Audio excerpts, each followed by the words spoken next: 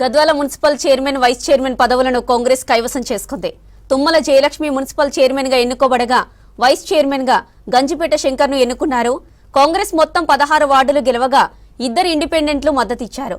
MIM కూడా కాంగ్రెస్ కు మద్దతిచ్చింది. Mallu Ravi ex officio ఓట్లతో చైర్మన్ పదవిని దక్కించుకున్నారు.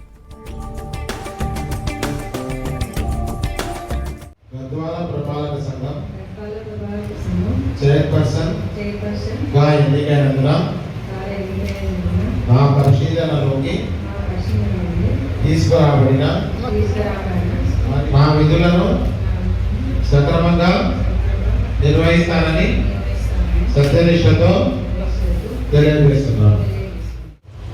శ్రీ బి శంకర్ అని నేను గద్వాల పురపాలక సంఘం వైస్ చైర్పర్సన్ గా ఎన్నికైనందున నా పరిశీలనలోకి తీసుకురాబడిన మరియు నాకు తెలిసిన ఏ విషయాన్ని ప్రత్యక్షంగా లేదా పరోక్షంగా లేదా ఏ వ్యక్తికి లేదా వ్యక్తులకు తెలియజేయనని బహుమంతుడి మీద ప్రమాణం చేస్తూ నా విధులను